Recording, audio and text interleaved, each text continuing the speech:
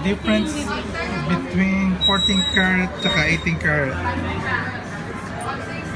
Lagay mo lang sa bato. Ito 18 karat. Hindi, hawakan mo lang.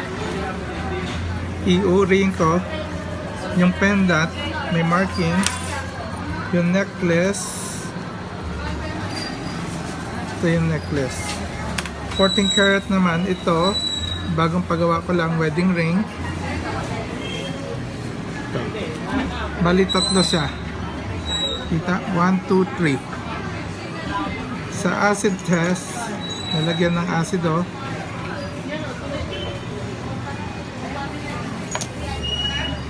Same color, tatlo. Pagka nilagyan ng abo, yung 14 karat mawawala.